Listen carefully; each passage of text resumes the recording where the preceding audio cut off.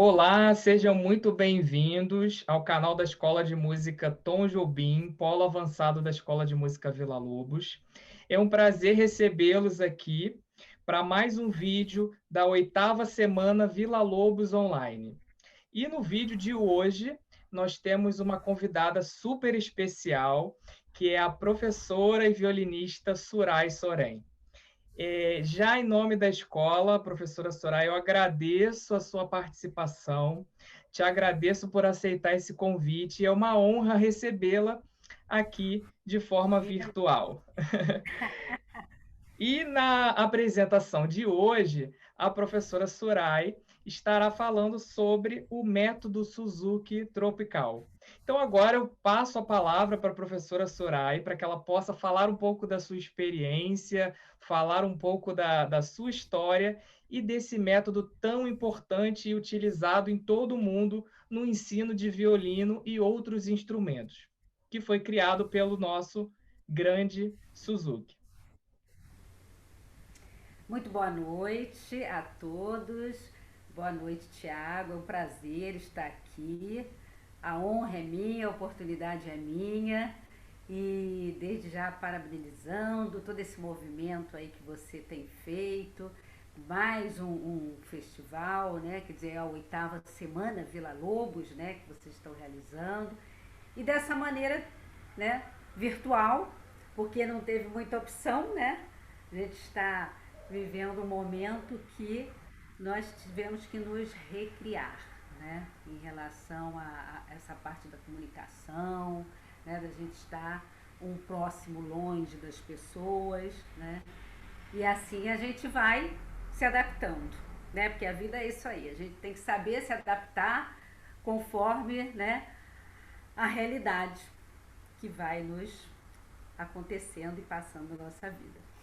Bom, eu gostaria de falar um pouquinho lá do início da minha formação, mas a formação que eu tive dentro de casa, para vocês entenderem um pouco como é que foi todo esse meu percurso musical. Eu vim de uma família de músicos, que o estudar música não era uma opção, fazia parte, né? Assim como a criança vai para a escola, na minha família a criança tem que estudar música. E logicamente, né, eu passei isso para os meus filhos. Eles não tiveram opção para dizer assim, eu quero estudar música, eu não quero. Até porque eles ainda levaram uma vantagem que eu não tive, que foi exatamente a questão do método Suzuki, né? Na minha época não tinha método Suzuki. Tinha sim um ambiente musical dentro de casa, né? Por essa questão de que todos tinham que aprender um instrumento. Logicamente você podia também escolher o instrumento, né? Não era imposto. O importante é que você tivesse envolvido com a música.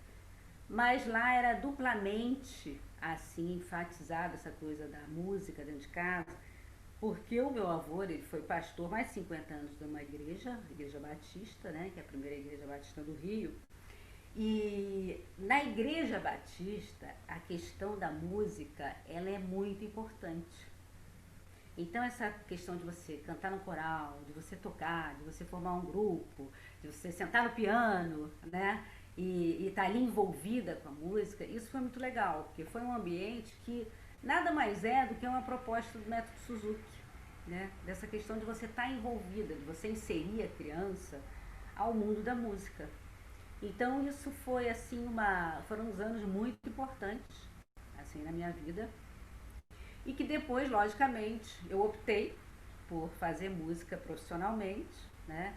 Minha mãe era cantora, meu irmão também é cantor, meu pai também era cantor, não profissionalmente. Meu avô tocou violino e daí vem essa questão de eu optar pelo violino, né? Então foi muito legal, porque depois eu optando por ser músico, meu irmão também optou por ser músico profissional, e com isso, logicamente, depois você fazendo toda a sua formação, né? Que aí depois eu fiz a Escola Nacional de Música, o curso técnico já de violino, depois eu fiz o curso superior lá na Lourenço Fernandes. e que depois eu fiquei estudando por um bom tempo com o professor Paulo Bozizio, que isso acho que foi um total, foram 10 anos que eu fiquei sendo aluna do professor. E depois, mais tarde, eu entrei para a Sinfônica Brasileira, para a USB, né, durante 6 anos. E nesse tempo também foi quando eu conheci o método Suzuki, né, e que eu depois formei, né, montei uma escola chamada Casa de Cultura Rio, que também foi dentro de uma igreja batista, por já ter todo esse movimento, né, uma igreja batista Itacruçá, lá na Tijuca, e, e que alguns daqueles alunos daquela época, e não aquela época, uma geração depois seguida, depois foram ser músicos também profissionais. Então, foi muito assim importante todo esse movimento, né, dessa linha tradicional da formação. E quando eu me interessei pelo método Suzuki, aqui no Rio não tinha ninguém que pudesse me explicar. Só sabia assim, não, método Suzuki, umas crianças pequenininhas que tocam, japonesas e tal, pá, parou por aí. Mas depois eu descobri, por intermédio do pianista Denise Frederico, lá de Porto Alegre, na época ela morava lá, e eu fiquei muito impressionada, porque quando eu fui tocar num congresso lá no Porto Alegre, os 2 filhos dela, bem pequenininhos, tocaram também violino. E eu sei que eles saíram, tocaram antes de mim assim, tal, eles saíram bufando, estavam assim revoltados porque eles queriam ter tocado mais. Eu falei assim, não, gente, o que é isso? É. Gente, foge. Eu imagino quando era pequena, quer dizer, pequena, eu comecei com 11 anos, né? Que justamente não tinha Suzuki aqui no Rio. E a gente fugia para não tocar. Parecia uma pessoa dentro de casa, a gente, corria. E eu vi exatamente o contrário daquelas crianças e me chamou muita atenção. E aí ela falou do método Suzuki. Então, comecei a fazer todos os cursos quando tinha, era tudo no Sul, né? Porque o Suzuki começou. Ele entrou aqui no Brasil pelo Sul, em Santa Maria, através de uma freira, né, que conhecia a esposa do Suzuki e tal. E aí sempre aconteciam esses cursos lá, que na verdade eram assim, eram encontros, eram conferências, né? Não se tinha naquela época, como se tem hoje, né, vários cursos, né? Formação de volume 1, de 2, filosofia, isso não tinha. Eram os professores que vinham da Austrália, que vinham do Japão, mas eles davam curso assim, de modo geral. E foi uma época muito legal. E o último movimento desse que teve, que foi lá em Florianópolis, gente, eu me lembro, teve um encontro Suzuki, que eram 800 alunos. Era uma loucura, assim, 30 professores. Na minha turma era uma turma de 30 alunos. Então foi uma experiência muito legal, que de qualquer maneira, começando ou não, né, aqui no Rio, você tinha uma opção lá no Sul. E eu sempre estava lá, era Curitiba e Santa Maria também. Nossa, em Curitiba eu fiz vários cursos, porque lá é um polo muito importante, né, do Suzuki. E com isso, depois eu resolvi fazer essa escola aqui, né, começando sendo pioneira. A escola foi pioneira nesse trabalho do Suzuki aqui, e vira e volta, eu chamava professores lá do Sul para a gente virem aqui e fazer toda também cursos, dinâmica com os alunos. E por outro lado também eu tive a sorte de ter um professor, Paulo Bozizio, que sempre foi muito interessado com essa questão do método Suzuki. Ele mesmo fez cursos aqui quando eu trouxe alguns professores lá do Sul. E o que aconteceu? Conforme os alunos iam evoluindo, iam desenvolvendo, ficando mais adiantados, eles sempre davam suporte, assim, da metodologia, da pedagogia do ensino do violino. Não era do método Suzuki, era do ensino do violino. E eu aproveitei muito isso dentro da proposta do Suzuki, né? E aí, com o passar do tempo, o que acontece? Eu realmente senti essa necessidade de você adaptar o método japonês dentro da realidade das nossas crianças brasileiras. De que forma? Forma que você começa a dar para eles uma série de músicas brasileiras, né? Então você começa a desenvolver um repertório paralelo. Você tem do Suzuki, legal, ótimo, mas você também tem a questão da nossa música, né? Porque é uma música que é rica, né? Que o mundo inteiro admira. Então, acho muito importante, as crianças desde pequenas. desde os 3, 4 anos, que se tem alunos do Baby Class, né, que a gente fala, que eles começam a tocar as musiquinhas de roda, né, é o Cirando Cirandinha, o Marcha Soldado. Então isso tudo para eles, né, é muito mais forte do que você pegar uma melodia, né, um tema de Mozart, que nada mais é, né, as estrelinhas, né, a primeira música do Suzuki, do que praticamente você só ficar trabalhando isso com eles, né, a questão do Suzuki. Então você faz uma mescla. E as crianças são realmente diferentes, né, a cultura é diferente, né. Quer dizer, criança é criança em todo lugar, né, mas a cultura realmente sendo diferente, eu acho que é muito importante você adaptar, né. Então, logicamente, aquilo que eu estava falando, né, sobre a questão de família.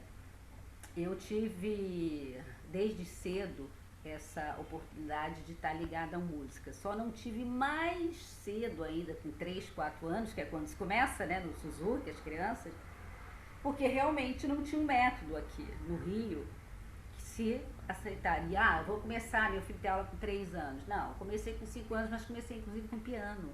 Foi nem o violino, foi piano, depois flauta doce, por último que foi o violino com os 11 anos.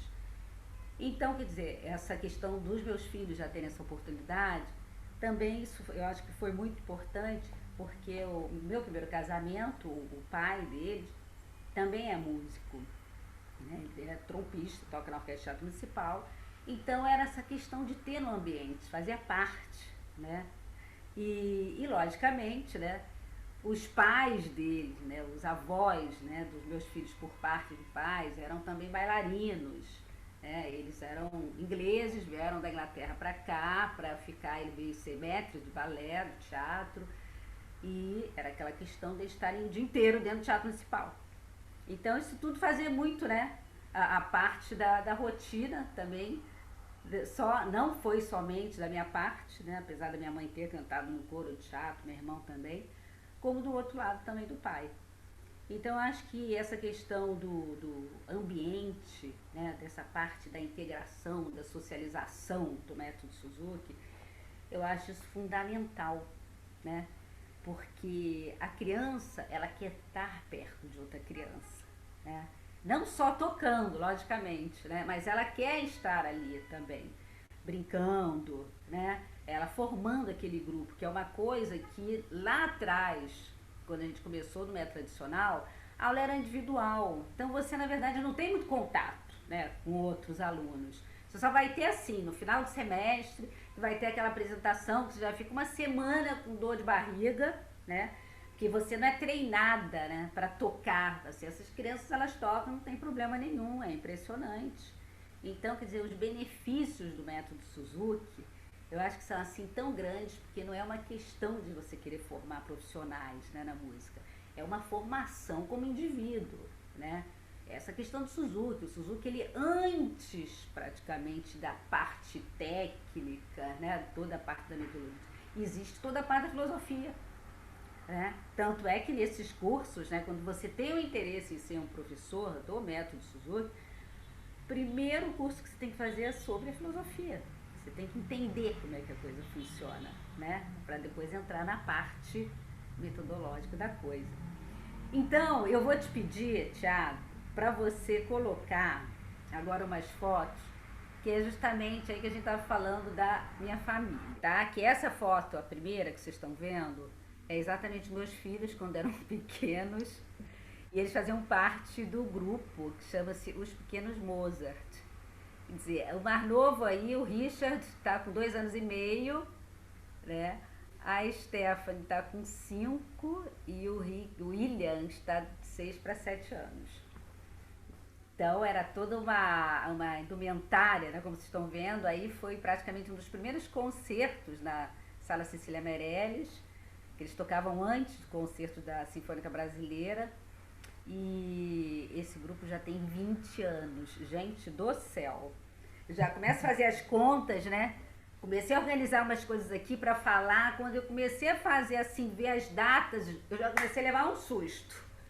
Porque eu falei assim, gente, 20 anos já tem esse grupo, quer dizer, mudam as crianças, mas a característica do grupo continua sempre a mesma. Então, vamos lá, próxima foto. que aí já são os filhinhos grandinhos, né? Todos continuaram ali no violino, mas a Stephanie, na verdade, nunca parou o violino dela, mas ela se formou em desenho industrial. O Richard está estudando violino, né? Agora está pensando até mudar para outro instrumento, para baixo. E o William, ele também com violino, ele fez a Unirio, violino, e hoje ele é meu colega.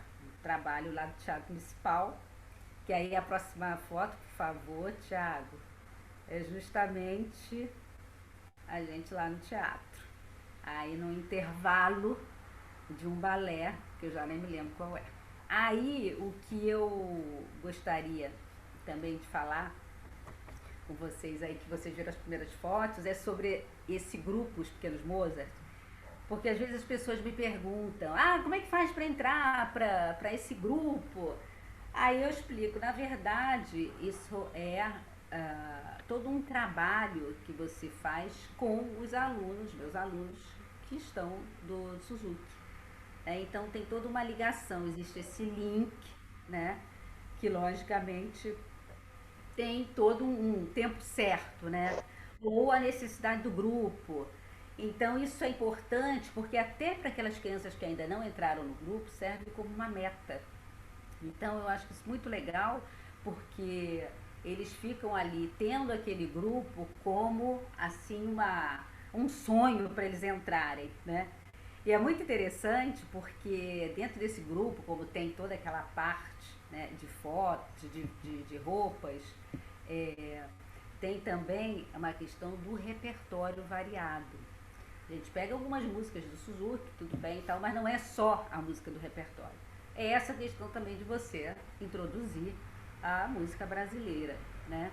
Então é legal porque com essa questão deles tocarem esse grupo, eles têm uma vida social, né, uma vida musical muito intensa, porque vira em volta eles estão tocando. Agora não, está tudo parado, logicamente. Mas eu queria aproveitar, então, pedir para você voltar nas fotos, para mostrar ali. A próxima foto é o mascote de todos os alunos aqui do Suzuki, que é o Gabriel. Olha só, olha a figuraça e a maneira que ele se enrolou completamente com o arco, né? Ali com chupeta e logicamente, né? Por que uma criança tão pequena assim, já inserida? Porque justamente aquele que está atrás dele, ali no violino, o Daniel, é o irmão dele. Então, quer dizer, esse menino já dentro da barriga da mãe, ele já ouvia violino, não tem jeito. Porque o Daniel, o maior, ele é meu aluno já há 7 anos, pelo menos, 6, 7 anos. Então, o outro já nasceu ouvindo violino, né? E aí, muito legal, porque ele aí era menor, essa foto é um pouquinho antiga, ele agora já está um pouquinho maior. Mas isso era uma festa junina que eles estavam tocando. Então era assim, dependendo do tema do convite, eles iam todos já vestidos a caráter. Então aí eles estão nessa festa junina, e foi até numa igreja ali da Lagoa, eles tocaram. Aí, E é Thiago, por muito, só favor. para te interromper, e é muito, desculpa te interromper, é muito legal também essa integração, né? Porque você está falando de violino, levando para Mozart, que é um compositor erudito, e trazendo uma representação de uma festa tão brasileira, né? Tão tradicional aqui no Brasil, e o violino presente, né? Acho que é legal destacar esse detalhe, né? Dessa junção das culturas, né? Quando a gente pensa talvez em violino, muitas pessoas pensam em algo erudito, inacessível, e olha como a gente tem a integração aqui com uma festa tão regional, tão difundida aqui em todo o Brasil. Exato. Então, quer dizer, aí era uma apresentação informal, né, que eles foram. E aí a próxima foto já é diferente, ó. Aí eles já estão, isso foi um concerto em Petrópolis, eles já estão com as roupas, né, do Mozart. E o engraçado é que depois eles crescendo, eles têm assim verdadeiro pavor, ficam enfurecidos em ter que usar esta peruquinha. É muito engraçado, porque dos menores, eles passam a ser o quê? Assim, a referência, né? Um grupo que eles querem, eles almejam um dia entrar. Aí eles vão crescendo, aí daqui a pouco começa a peruca a dar alteração. Chega numa hora, não dá, eu vejo isso pelos meus filhos. Meu filho maior só faltava zunir aquela peruca, qualquer janela que ele visse à frente. Então, que a gente fez? Falei assim, poxa, a gente também ficar, sei lá, eles aguentam no máximo assim, até uns 15, 14 anos ainda vai. Eu falei assim, poxa, aí ele vai sair desse grupo, esse aluno sai do grupo no momento justamente que ele está começando a evoluir no violino. Então, o que vamos fazer? Vamos inventar um outro grupo, Amadeus. Que aí vocês podem observar na foto que tem já uns uniformes ali diferentes. Olha lá, as meninas maiores estão com vestido, né? E os meninos maiores já estão com uma casaca ali já diferente, azul. Aí pronto. E eles sentiram um upgrade na vida musical deles. Pronto. Aí Amadeus começa a ser a referência da turma do Mozart. Que claro, eles estão vendo os maiores, porque isso é uma coisa impressionante. Como eles têm uma referência dos alunos maiores. Isso é muito legal, né? Porque eles estão sempre almejando alguma coisa para chegar lá, chegar onde está aquele aluno mais adiantado, né? Então, tivemos esse, deixa eu ver, aí acho que temos mais uma foto. Deixa eu ver se é Ah, é. Esse aí é o mascote. Na época, né? Foi o primeiro mascote, na verdade, que é o Richard. Meu filho, nessa época, ele tinha 2 anos e meio. O detalhe das sapatilhas, né? Então, assim, a metade no pé e outra metade o pé já tá fora. Porque essas sapatilhas não duravam muito, assim como a meia calça, nossa, era quase que uma por concerto. Que acabava o concerto, ele ia, deslizava pelo chão, ela era aquela graça, né? Enfim, então foi uma época assim muito legal. E os Mozart, como eu falei, ainda existe até hoje, né? Tanto é que existe, juntamente com depois o Amadeus, que a gente foi criando, que aí a gente resolveu também fazer um desmembramento, que era uma proposta completamente diferente para os pais deste grupo, da gente fazer, ousar, né? Ou melhor, foi um desafio muito legal, concertos na Europa, sempre no mês de janeiro. Por que janeiro? Porque eram as férias. Então eu procurei simplesmente juntar essas duas coisas, né? As crianças irem para fazer concertos na Europa e, por outro lado, também ter um tempo deles passearem, ter umas férias também de família, né? E aí eu resolvi fazer o primeiro ano, e aí ficou sendo um nome Projeto Deutschland. Por que Deutschland? Porque sempre tem a Alemanha no roteiro, né? E aí a gente começou até pelo fato do meu irmão morar lá, ele fez os primeiros contatos, ele também, como era da área da música, ele fez os contatos, e aí a gente fazia os concertos lá, e depois cada um fazia a sua programação. Não tinha caravana da Titia Surai, que eu não ficava responsável, não fico até hoje, com essa parte depois dos passeios. Então cada família, isso que eu achava bem legal, cada família sabia quando que eles iam voltar. Agora, o que eu passava para eles eram as datas de concertos, né? E quando eles tinham que chegar lá pra gente fazer os ensaios, né? E, enfim, o que vinha antes e o que vinha depois, eu realmente não me envolvia. Assim como também no meu caso, né? Muitas vezes eu fui passar Natal, lá Ano Novo, pelo fato do meu irmão estar lá. Bom, aí fiz o primeiro ano, aí deu certo. Aí, resultado, chegamos à 7ª edição, que foi esse ano, janeiro, né? A gente ainda pôde fazer nesse ano de 2020. E aí cada vez que a gente ia, era uma cidade diferente da Alemanha, como também depois entrou um segundo país, que era sempre também, a gente alternava. Então era muito legal, porque as crianças sempre tinham mais ainda. Se já tinha essa meta para se fazer, né? Ah, eu quero tocar no Grupos Mozart, com essa nova proposta, né, das férias, estar fora do Brasil, nossa, impressionante, quer dizer, com 7 anos consecutivos que a gente conseguiu fazer, essas crianças já conheceram muitos países. Né? Foram para a Itália, foram para a França, foram para a Holanda, sabe? Foram para Portugal, foram para... Bom, Alemanha eles vão sempre, né? Todo ano a gente está lá.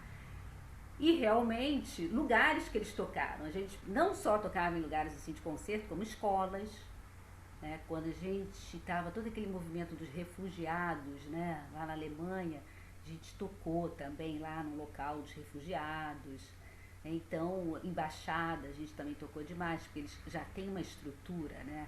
Embaixada da Itália em Roma, que é aquela sala, aquela maravilha, aquela embaixada, enfim. Então, eu acho que isso tudo para eles é uma experiência que eles vão levar pro resto da vida, né?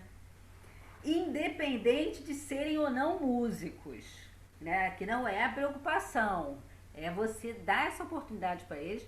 Eu acho que até como pai, né? Como mãe, eu acho que é uma questão de você dar mais uma opção pro seu filho quando crescer, poder escolher, ter mais alguma coisa para escolher, né? E que necessariamente ele também não precisa tocar bem violino sendo só profissional, né? Ele pode ter uma outra profissão e tá sempre com seu violino, né? Como a gente vê nos Estados Unidos mesmo, tem a orquestra de médicos, né? E muitas outras aí que necessariamente eles não são profissionais. Então eu acho que é essa questão da, da oportunidade desde cedo que eles vão tendo esse contato com a música, que eles podem depois escolher o que eles desejam, né? E que eu acho que com certeza eles vão ser pessoas diferenciadas, né?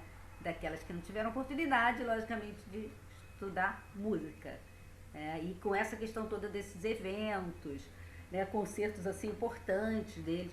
Eu tenho uns concertos assim muito marcantes na minha vida, como por exemplo um que eu vou te pedir agora, Thiago, para você colocar a foto, que foi chamado Concerto dos 500, que foi no Teatro Municipal.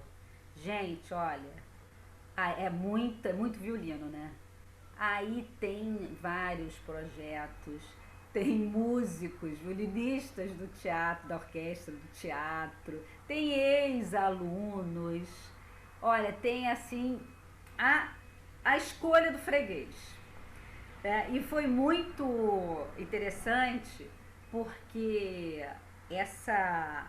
você congregar, né, essas crianças, e não só elas, como as famílias, né, foi realmente assim, uma experiência muito legal.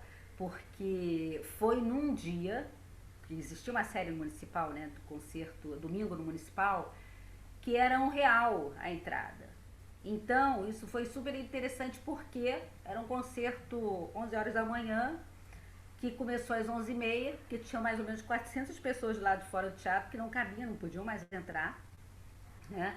Claro que foi se criando um hábito, né, no Teatro Municipal para o pessoal ir todo domingo de manhã, assistir. E claro, com essa quantidade também de criança, né, de pessoas, né, envolvidas no concerto desse, realmente a plateia não tinha como ser uma plateia, né, pequena.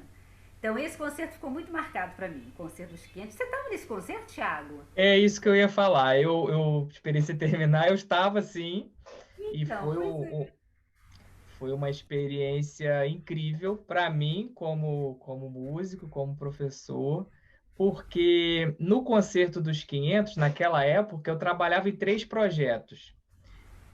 O projeto da Primeira Igreja Batista de Niterói, o projeto da Igreja Batista de Porto da Madama e o projeto de música, da Prefeitura de Arraial do Cabo. E quando você estava contando sobre as viagens para a Europa, me fez lembrar sobre o Concerto dos 500, porque os alunos, muitos alunos que moram, né, moravam na época em Arraial, alguns nunca tinham saído do município. Então Olha, foi muito importante, muito rico, porque eles puderam sair do seu município, conhecer, né, a capital. Na época tinham os ensaios, né, semanais que vinha a van da prefeitura vinha trazendo os alunos para poder ensaiar, e essa troca, nessa integração, né? Eu lembro foi o desafio da minha afinar os violinos, eram muitos violinos, eu fiquei na equipe de afinação. Não, Eu aí lembro que haja dedo, né? eu fiquei com o polegar todo vermelho de tanto afinar e apertar as cravelhas. Não, Mas foi foi dedo assim mesmo. muito emocionante, né? Você entrar no palco e ver aquela imensidão de alunos tocando violino, né? Assim, a gente não conseguiu fazer o ensaio com os 500, né, Soraya?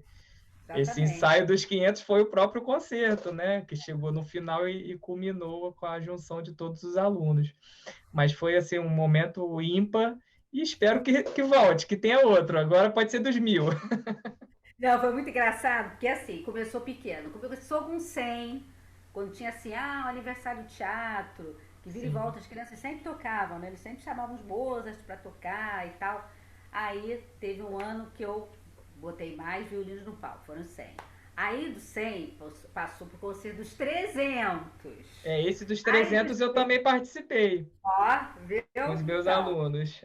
aí passou para o 500. Aí depois, quando teve esse concerto de 500, o pessoal lá do teatro ficava assim: vem cá, Sunai, agora é de 700, né? Eu falei assim: não, eu não podia nem ouvir. Porque caramba, foi uma trabalheira, né?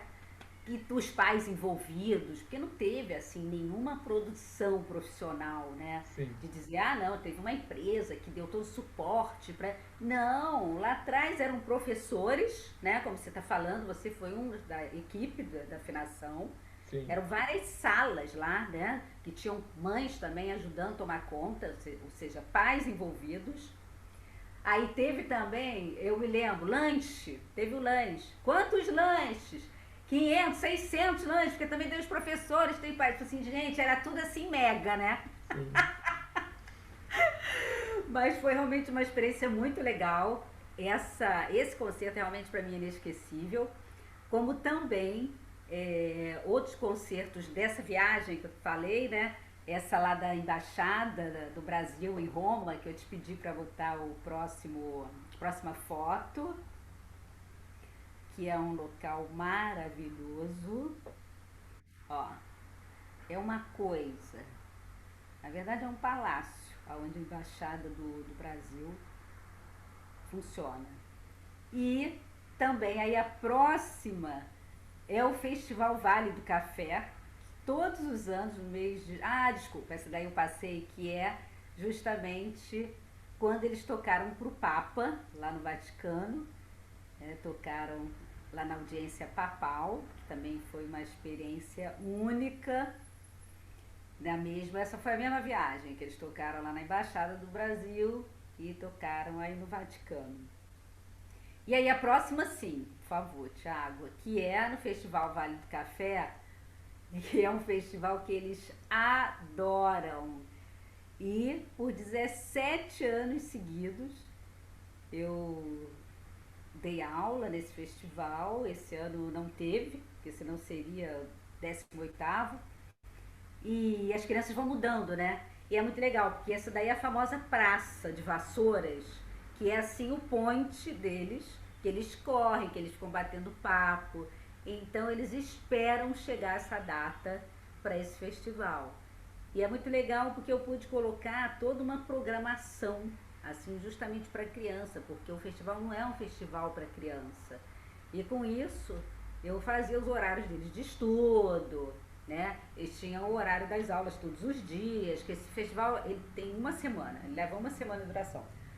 Mas a meta deles mesmo era essa daí, chegar no final da tarde e ir para a praça.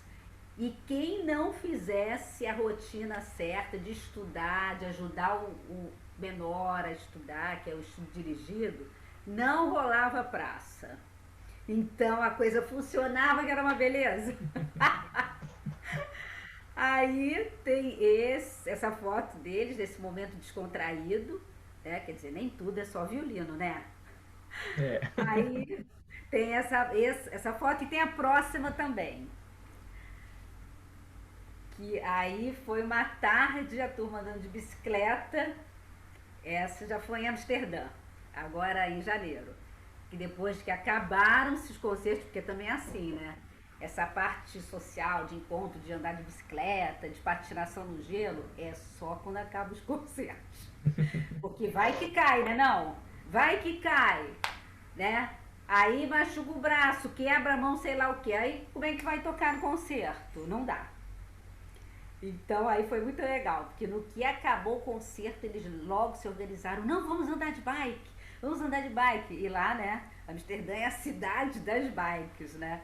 Então foi muito legal. E aí com isso, a minha palavra aqui, que eu já falei pra caramba, gente do céu. Foi Aí agora ótimo. parei, vai Posso falar. então fazer umas perguntas para você? Claro, pode. Tá ótimo.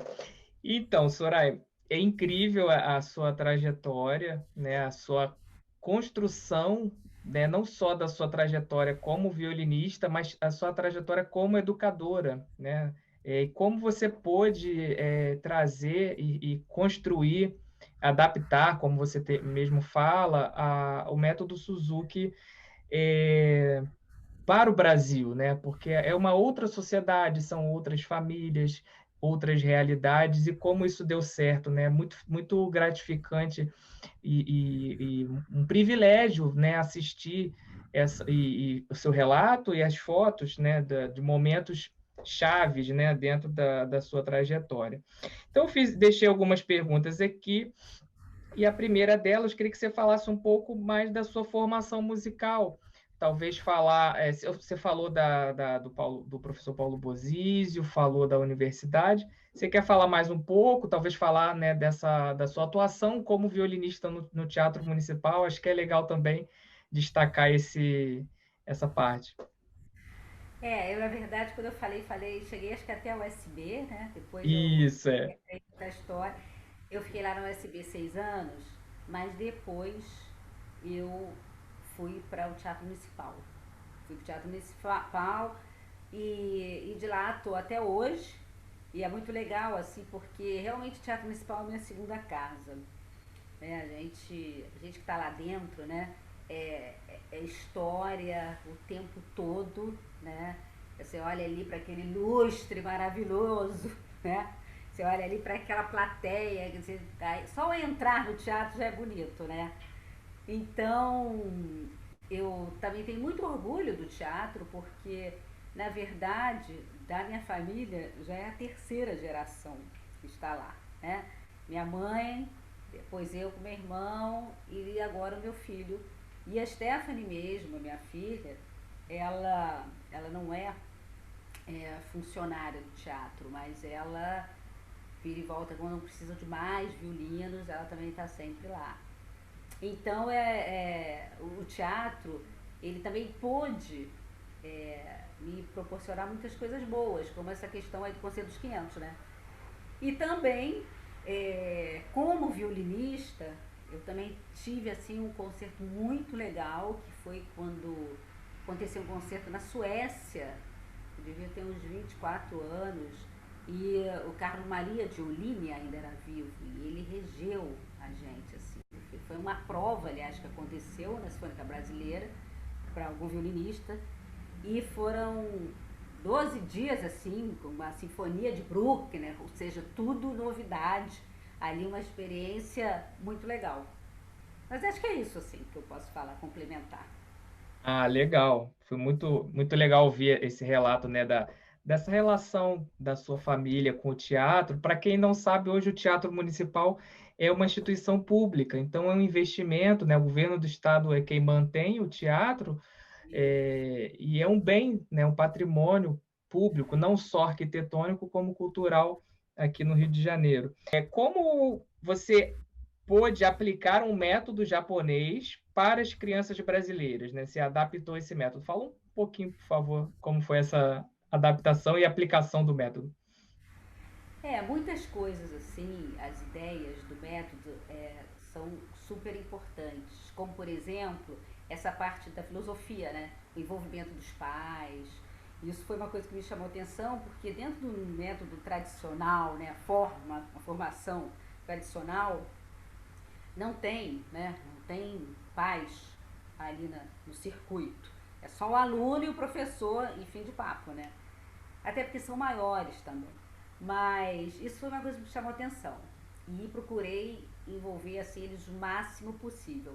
Mas eu vendo que as nossas crianças são bem diferentes das crianças japonesas, eu procurei adaptar nesse esquema de dar essas músicas brasileiras, né, os pequenos começando com as musiquinhas de roda, cantigas, até os maiores que tocam Tom Jobim, né, eles tocam forró, né, chorinho, e eles adoram, né, eles adoram. Então essa foi assim a adaptação que eu posso dizer mais assim forte, que me tocou mais em nível de você ter que adaptar esse método. Certo. E nesse momento que a gente está vivendo, né, de pandemia, você precisou adaptar algo nas suas aulas? Como está sendo essa relação com os alunos e o método Suzuki sendo utilizado num momento novo, né, onde todos os alunos deixaram de ter a aula presencial e passaram a esse momento para o online? Como é que você está fazendo as aulas, né, dentro desse novo momento da sociedade? Na verdade, foi um desafio, né? Aliás, eu acho que para todo mundo, né? Foi um desafio. Mas a gente se tem que se adaptar, né? Não tem jeito. Mas não foi fácil porque você dando aula para crianças pequenas já começa o primeiro problema, afinar o violino, né? Como é que essa criança vai afinar o violino? Tudo bem, se você já tem alunos maiores, né, que afinam violino, ótimo, não é um problema. Mas uma criança de 6 7 anos, ela não sabe afinar o violino. Né? Então a gente teve que pensar todos assim, os detalhes. Não, como é que a gente vai fazer? Primeira coisa, abaixar um aplicativo, né? Porque o celular todo mundo tem, né? Baixar a tal do aplicativo para aprender a afinar e você vai ensinando.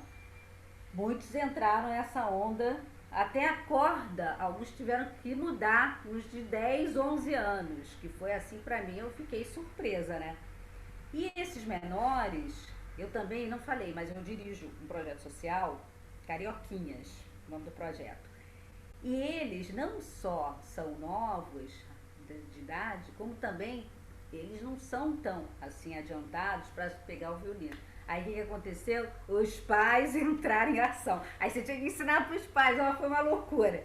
Mas acabou dando certo, né? Acabou dando certo. Agora, aula direto assim, nesse esquema, né? Zoom, WhatsApp, tudo nesse esquema. E é interessante isso, né? Porque alguns alunos que você acha que vão se adaptar super bem, não se adaptaram. E outros, como assim, 6 anos. Falei assim, gente, como é que vai ser? Dar aula para uma criança de 6 anos, ela lá do outro lado, eu aqui. Gente, impressionante. Essa criança de 6 anos, ela fez uma evolução e está fazendo que eu fiquei impressionada. Quer dizer, a gente tem umas surpresas, né? Assim, conforme a coisa vai acontecendo. E também porque a gente pensava que, a gente vai ficar 2, 3 meses dando aula, assim, online é um quebra-galho. Daqui a pouco as crianças voltam. Gente, já estamos. Eu outro dia falei com umas crianças aqui. Vem cá, vocês tiveram já, assim, pensaram que vocês hoje estão completando 30 aulas? Eles, não. Aí, claro, né? Tem um grupo lá dos pais, dos alunos, aí eu fui lá, bajulei, essa coisa, parabéns, chegaram a 30 aulas, alunos tais, tais, tais, porque, gente, como é que você vai fazer, né não, Thiago?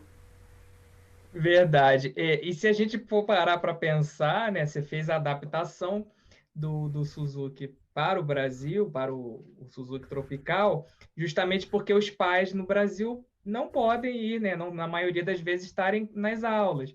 E agora eles estão tendo que ajudá-los, né, em casa. Eu mesmo tive que ensinar a mãe da minha aluna, eu tenho uma aluna especial, e essa aluna, a mãe que está afinando o violino para ela, né? Você vê? Então, É assim, isso. é um desafio até para os pais, e se a gente parar para pensar, estamos voltando um pouco no que o Suzuki fazia, né? De trazer os pais para as aulas e interagir Exatamente. mais, né?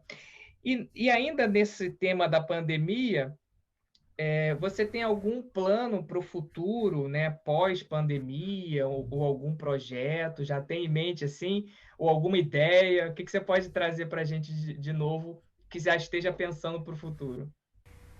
Bom, aí tem a questão também de duplicar as coisas aí, as crianças. Ah, então vão ser 2 festivais Vale do Café.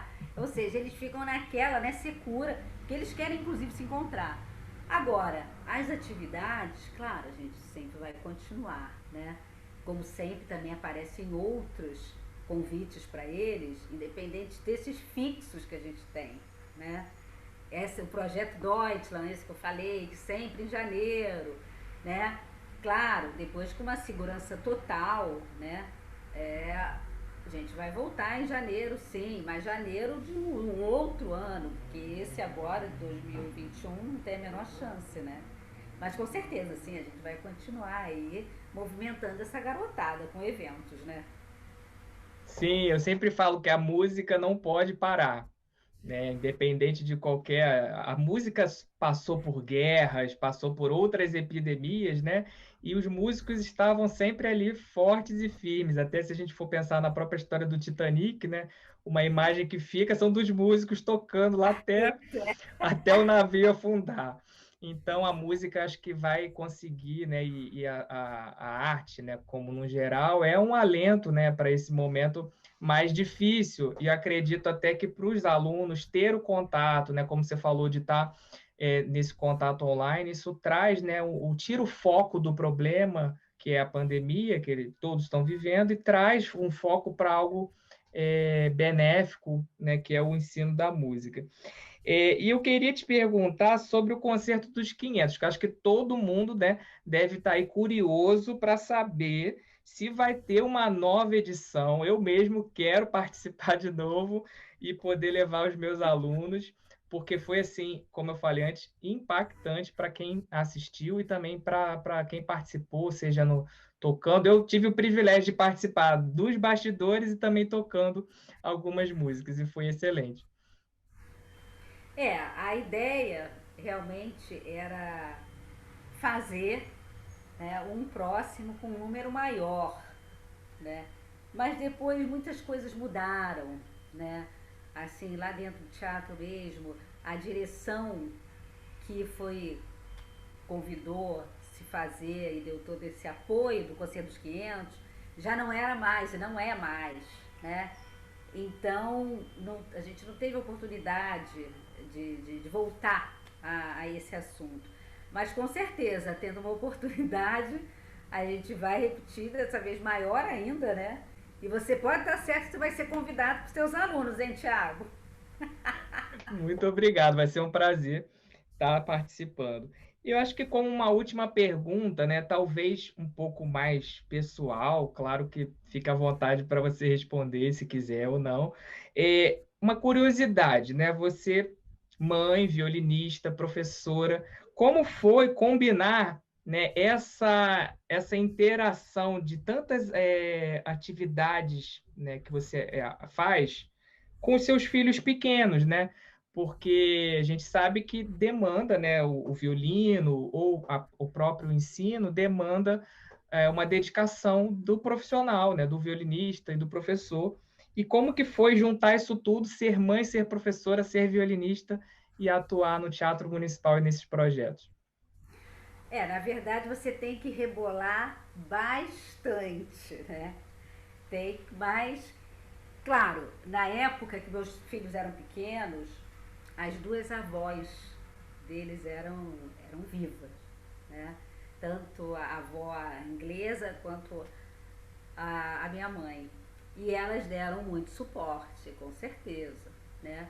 Porque a vida de músico, ah, ela não tem uma rotina, né? Você sabe disso. Então, lá no Teatro Municipal, às vezes a gente ensaiava de manhã, né? Às vezes a gente ensaiava à noite. Porque quando tá para estrear ou uma ópera ou um balé, os ensaios passam todos para noite. Né? Então, você conciliar isso, e na época também o pai deles era também da orquestra, então quer dizer, saíam os dois de casa. Então esse suporte assim das avós entrando em cena, nossa, foi super importante, né? Agora, quanto a essa questão do lado assim da professora, né? É, como eu me envolvi antes das crianças nascerem com o método Suzuki, eles já nasceram ali também, né? Naquele ambiente. E era assim, os maiores ajudavam os menores, então o meu pequenininho na época, né? Era aquela briga das alunas maiores, quem vai segurar ele no colo e tal. Então eles estavam sempre dentro, né? E eu me lembro, assim, que o meu filho maior falando, nossa, eu nunca vou ser músico. É música o tempo todo. Aí quando ele era mais velho, assim, uns 16 anos, ele foi fazer um intercâmbio. Aí ele falando assim, olha, se eu tiver que levar o violino, eu vou deixar no aeroporto. Eu falei assim, olha, experimenta, mas você vai levar o violino. Entendeu? Porque essa questão assim, sabe aquela coisa da mãezinha, a mãezinha que é super boazinha? Ai, meu filho, o que, que você quer fazer? O que tá sabe aquela voz meiga? Comigo não rola isso. Entendeu? É aquela questão assim, ó, você vai ter que estudar, depois quando você for maior, tudo bem.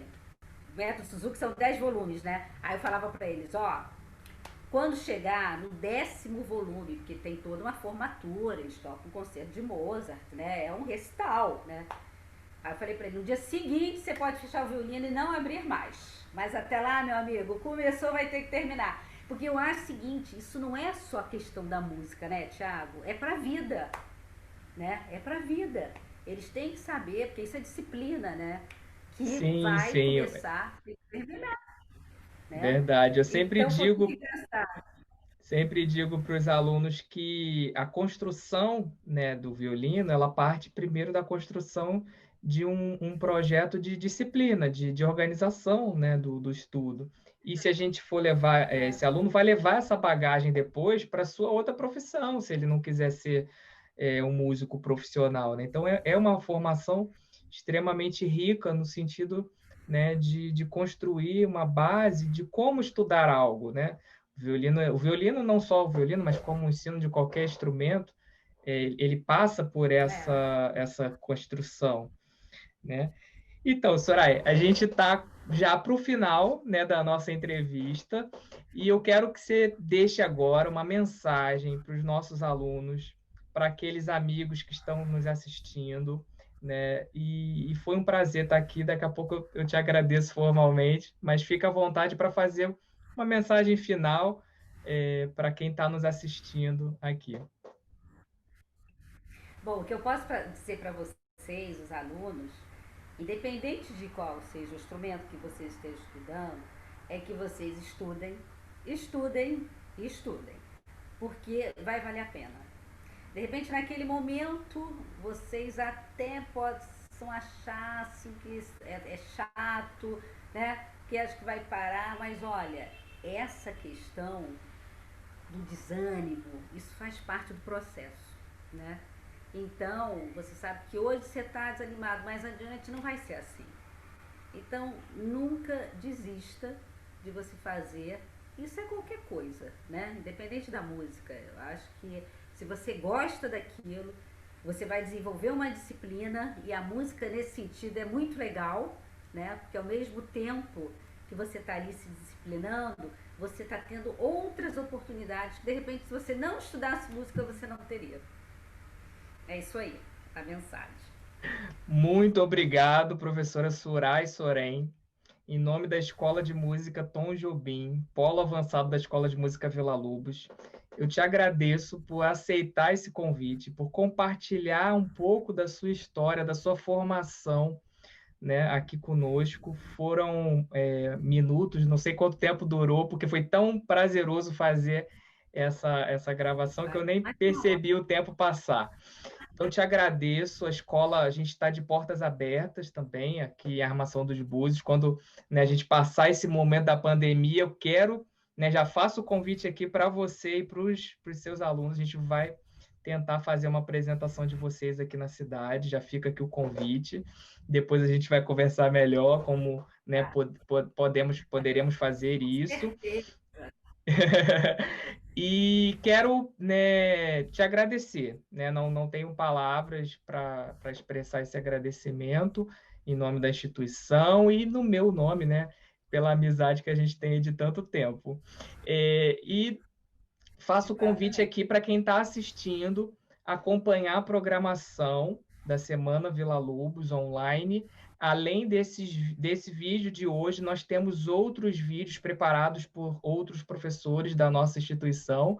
Então, se você não assistiu, acesse o nosso site para poder verificar toda a programação da Semana Villa-Lobos online. E também te convido a conhecer um pouco mais do trabalho que a professora Surai vem fazendo. Eu vou deixar aqui na descrição do vídeo o link do canal do YouTube dela. Ela tem um projeto muito legal também de entrevistas. Tem várias entrevistas com o professor Paulo Bozizzi, que é uma referência no ensino de violino no Brasil e internacional também. Então, fica aqui o convite para que vocês possam acessar também as redes sociais da professora Surai. E, mais uma vez, muito obrigado, Surai. Foi um prazer imenso estar aqui com você de forma virtual e também no futuro a gente vai fazer essa edição presencial. Com certeza. Tiago, super obrigada. Foi um prazer, foi ótimo o nosso bate-papo, tá? E desejo desde já sucesso para vocês aí na Semana Villa-Lobos. Muito Obrigada. obrigado a todos que assistiram até aqui. Tchau, tchau, pessoal.